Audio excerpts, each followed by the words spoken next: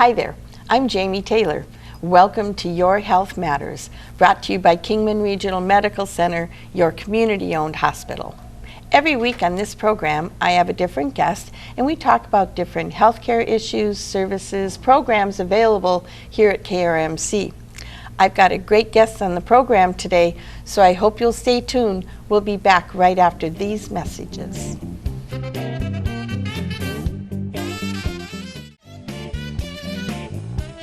Welcome back to Your Health Matters. My guest today is Jim Risner, who is a CNA here at KRMC, right, Jim? Yes, ma'am, I sure am. Thanks for being on the program today. And we're going to share your story, which is, I only know a little bit of it, so I'm going to learn along with the audience today as well. But let's talk first about your past. However, no, you don't have to tell the whole seedy past if you don't want to, but you don't want all the dirty details? Well, it's up to you and whatever your wife would feel comfortable about you sharing. But so how did you come, or what was your past before you came to work at KRMC? Well, what actually happened to me was I'm retired Army, and I worked for a trucking company. I was a security guard for about 16 years. Oh, wow, okay. And then about a year ago, my right lung decided to collapse. Oh, which is always good. Yeah, but it's so much fun. I don't recommend it to anyone, at all. Okay, if somebody asks you, would you like a collapsed lung? Pass on that. Okay, pass on that. So what caused it to collapse? At first, they called it a spontaneous pneumothorax, which basically means it just got tired. Got tired. An opening happened, and the air was leaking out. Wow. Okay, so the lung actually collapsed. So what they did was they inserted a tube into the side of my chest and put a tube in there. That doesn't sound like fun. No, that wasn't the fun part either. And they reinflated the lung for me, and I spent a few days in the hospital. Okay. And they treated me so well. That was here at KRMC? Yes, ma'am. Okay. Okay, I was up on PCU, which is our progressive care unit. Right. Okay. And then they got my lung to reinflate, and I got to go home for a few days. Okay. And then my lung decided, no, this isn't working out for me, and collapsed again. Oh. So then I got to another visit here at our beautiful hospital. And what they found was my right lung, well, actually on both lungs, but had developed large air bubbles on top of the lung, and one of them had popped open. So every time I breathed in, the air would go into the lung, and then out that little hole into the sac that surrounds the lung. Okay. Okay, and what it was doing was it was providing air pressure and collapsing the lung. Oh, so from the outside it was getting pressure. Right. Okay, so yeah, it was really scary. Yeah, I bet. It's a little hard to breathe with one lung too, right? Goodness, you don't know how. Yeah, it was bad. I have to share, every time, as I say, I learn something new every time I do this program, but I talk frequently about how amazing our bodies are, the way God's created them, and we don't appreciate them too much until they quit working. Well, you take it for granted. Right, breathing is a wonderful thing. I until learned you can't do it. Until you can't do it. Wow. I mean, having very short, shallow breaths rapidly. I mean, I was sitting there going, I barely could get anything in, and it was crazy. I was scared. I bet. But the staff, the ER folks, we got you. We're going to take care of you. We're going to fix you up. Wow. And then getting up to PCU, getting up to CVICU, which is our cardiovascular intensive care unit. So they had to take you there. Yeah, because the second time they actually opened me up, and they had to trim off the top part of the lung and then staple it shut. Which I have some beautiful pictures. Beautiful pictures. Oh, should have asked you to bring them. I wish I'd have thought that, but they took such good care of me. Wow. So I was there, and then I got downgraded back to PCU, and I was so impressed. I mean, the nurses, they were all over me. Do you need anything? Do you want anything? Is there anything we can do? I mean, they were just everywhere, and the aides, So I had a major change of heart, and I said, these people are working so hard. They're trying so hard to take care of just me, just little old me. Yeah. I got to try this out. Right. So my director, who is David White. Okay. Yeah, he's been on my show before. Yeah, he's the director of the ICU, intensive care PCU, unit. Yeah, the PCU. Yeah. And he said, well, if you go to school, I will have a job waiting for you. So I just went to CNA school. Okay. And in less than, I guess it was 3 months. That's how long it takes to become a CNA? 3 months, I believe it's 3 months. Okay. I got my certificate, and David gave me a job. Wow. And I've been here ever since. And I absolutely love it. So you like being on the other side of healthcare? I do. Giving I do. instead of receiving. I definitely don't want to reverse that one. But I was a little concerned when I came to work here because I was a little afraid that they might treat me differently than when I was a patient, and they don't. Oh, they that's did not. wonderful to They hear. have treated me with respect, with dignity. Good. Because it's hard when you're a patient. You're laying there, you don't know what's going on, and Right. it's just a scary place. Yeah. Oh, yeah. Nobody really wants to be in a hospital. Right. I think the only time would be like having a baby. You know, that's a positive, good thing. Yeah, I agree with you there. I agree with you Not there. that but, you'd want to have a baby, but no. No, I'll pass on that. I'll pass. Yeah, it doesn't work. But they've treated me so well, and Wonderful. I mean they've been over backwards, and I wanted to pass that on. That's why I did this. Well, That's why that's I went to awesome. school, was because they gave me something that I didn't realize was important to me until it was given to me. experience it, right. Exactly. And so I'm like, I've got to try and give this back. So I try with my patients to, build a rapport with them, to let them know I'm a human being too. Yeah. I've been here. I Yeah. have the Yeah, scars the to scars. show it. I understand what you're Yeah. going through. And it's. I think it's it makes a wonderful. huge difference in the level of compassion and caring when you've been on the other side. You're absolutely right. It's You're book absolutely right. smarts and hands-on experience are two different things. Exactly. Yeah. Exactly. It just, and it helps. I think with the patients, I've had a few come back to me and tell me, thank you for being understanding, and thank you for not embarrassing, because some things are embarrassing. Oh, and, yeah. you don't Well, yeah, necessarily that's- want to have to go through them. So Yes, we you are try at to. your most vulnerable, I think, when you're in a hospital Absolutely. and And at that- other people's mercy, basically, for all of your needs. Absolutely, and our fashion wear is not Oh, yes. probably the. How do I want to put this? It wasn't designed very well. Okay, I mean it's It's great one of those for us one to size get. fits all, supposedly, Yes. but not. It's great for us because we have easy access, but Yes. it's not so much for the patient. Taking a stroll is not. Yeah. Although I've come up with the Batman cape. So you wear yeah. two, So like we from wear that. two. Yeah. So you can run around. At least be a superhero in the hallways. Please. Yeah, we try. We do try, but it's building a rapport with the patient. It's Absolutely. working with them and letting them know you're a human being too. Yeah, yeah. And that's what we're gunning for. That's what we're trying for. And all those folks up there, they treated me so well. Now, are you PCU? Is that I am actually CNA in PCU, Okay, in the okay. Progressive Care Unit. Right. And I work with what I believe are to be some of the best people that you would ever run across. Right. I mean, because the patient comes first, Mm-hmm. no matter what we have to do, no matter how to go through, around, over, under to get to that patient, to Okay. take care of them, we're going to do it. Awesome. And those nurses up there are sluggers. I mean, they don't quit. Yeah. They do not quit, no matter, even when the worst is going on. Yeah, They yeah. don't quit. So now, PCU, a progressive care unit, it's basically a step down from ICU. Yes, ma'am. Intensive care unit. Right. So the progression, if a patient comes into ICU first, like you did, Mm-hmm. your experience, they're there hopefully for only a day or two until Right. we can stabilize and they're getting better. Then they upgrade to PCU, which Right. means they're getting better, which is a good thing, Well, right? well, actually, it's more of the reverse. We hope that you don't need the ICU, but what Mm-hmm. we do is we get the downgrades from ICU because they've stabilized them. Right. And then they come to us to to be a little more progressive and aggressive with their care. Okay. Okay. And then we get them better and get them as well as we can, and then they downgrade like to second floor, To to med 3 North surg or or- med surg, or right. to there, and that's And then our out the door. Exactly, That's what I mean, exactly. It's kind of a step progression, down. yeah. Now we actually have discharged directly from Oh, okay. PCU. Okay. we get like post-caths from the cath lab. Oh, right, They'll yeah. come up for observation. Okay. And we're pretty intense, like you said. We're kind of like an ICU. We're just a little smidge less. Yeah.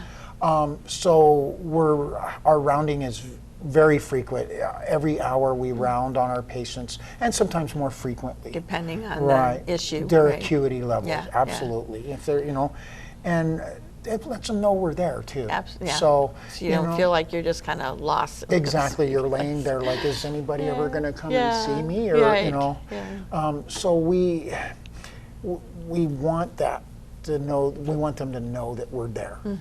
So we keep coming in, and we'll peek around the corners or stick our head around the curtain. Do you need anything, or is there anything we can do? Because it is a scary place. There's bells and whistles and tubes, and somebody's coming in and poking you, or we need blood, or there's a funny little thing that we kind of say, well, we'll wake you up to give you a sleeping pill because somebody's coming in to see it. Seems like every 15 to 20 minutes. Yeah, it does seem like that. So it's a scary place, and we want to try and make it as normal and as human as possible. Awesome. So, as a CNA, what exactly, I know it's certified nursing assistant, what exactly then do you get to do on the floor? I get to spend a lot of time with my patients. I am in there, and my scope of practice, if you will, is I help the patients to the restrooms, I help them eat if they need to help, I help them bathe. We clean up if there's a mess or so. Yeah. We assist the nurses in, like, if we have to do a catheter or something, we're on standby or there to assist in case they need help. Okay. We're there for the patients. We're there for the patients. That's awesome. And that, again, you're providing kind of that one-on-one care and almost hand-holding. Exactly. That if it wasn't for you, I mean, because the full nurses and the doctors are busy, they've got a bigger load. So what is your normal patient load then? On our particular unit in PCU, we can run anywhere from 7 to 10. Okay. Depending upon our unit, how many patients we actually have total in the unit. Yeah. Which is a pretty good pace. You're clipping right along. You don't get bored, I wouldn't think. No, ma'am. No. I've paced myself, and I think I probably can get in 5 to 6 miles in a shift. Yeah, because depending, the way our unit is set up is depending upon where you are, you're around, like you're going around the horseshoe, corner, right? exactly. Yeah. And when you're rounding, and there's lights going off and stuff, and then a lot of folks say, can I get some water? Yeah. Absolutely, Yeah. And so you keep hustling. Yeah. You keep hustling. But they you know sleep well at night. Well, and it's a comfort to let the people know that we're there. Yeah. They're not laying there, wondering if somebody's going to come see them, because we're always there. Yeah. We're always there. Yeah. And we want to be there. There's nobody there that, well, I'm just here. Right, yeah. They're there because our patients need us. They're not there for a hangnail. Yeah, right, true. They need us, and we want to be there. Did you ever think in your past, when you were in the Army or in the security, that you'd get it? Ever. Never crossed your mind? I am so 180 degrees from my past that it amazes me still. And my wife still scratches her head and says, how did we get there? Really? Really? I don't remember you being this nice. Something obviously touched you. It did. Yeah. They changed my world. Yeah. They changed my attitude. And I don't say that lightly, because it's not a light thing. I mean, what I went through was scary. Yeah. And what my patients go through is scary. Yeah. Wow. When you can't breathe, or you're hurt, or you have wounds and you can see the staples or see the stitches, it's scary. Yeah. And you need somebody there. We're going to take a quick break, and then we'll come back and continue on that vein of thought. Okay, so stay tuned. We'll be back right after these messages. I'm noted for wearing very loud shoes. Oh. Welcome back to Your Health Matters. My guest today is Jim Risner, who is a CNA here at KMC. Yes, Thanks ma'am. again for being on this show. And Jim, you've been sharing your personal story of how you went from an Army soldier Yes, ma'am. to a security trucking security, is that right? Yes, ma'am. Okay. To becoming a CNA, all based on your personal experience here at KMC as a patient. Yes, ma'am. So what you shared before the break was that level of care you got at KRMC Yes, so ma'am. impressed you that you felt the need to pass it forward, if you would. Yes, right? ma'am. Pay it forward. Yeah. So we were talking before the break about we mentioned a couple of different things about the embarrassment of being in the hospital and how you consider your role to ease the fear That's right. and put that embarrassment aside. That's right. Nobody wants to be in their very fancy wear in the hospital, Right, yeah. and you have this male or female come in, and you're totally exposed. Right. And we have to be able to let them know that we're humans too, and not to be embarrassed. You're sick. Right. You don't have to say, I'm sorry. Yeah. You know, we're here for you Yeah. to help you feel better. And a part of that is to ease the embarrassment and say, we do this all day, every day, all day long. You know, it's okay. We're here. You don't have anything I haven't seen before, Exactly, right? exactly.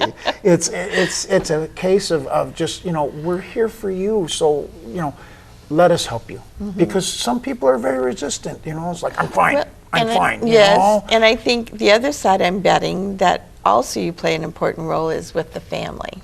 Yes, ma'am. Helping ease their concerns. Absolutely. If it's, you know, mom or dad or husband or child in the hospital. Well, they help us too, though. The family members, we're there for them. But I tell my patients all the time, and I tell their family members, I say, your loved one has a small army backing them up. Right. I'm here. I have nurses backing me up. We have doctors. We have everybody here taking care of them. You need to take care of you. Rest.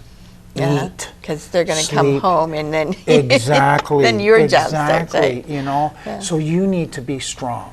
You know, and the family members help us to get to know the patient. Also, they tell us stories about, you know, well, mom she laughs a lot, she does things, and that helps us to better connect with the patient too. That you makes know? a big difference too. Again, for that Exactly. personal touch. Yes, ma'am. I think that's my.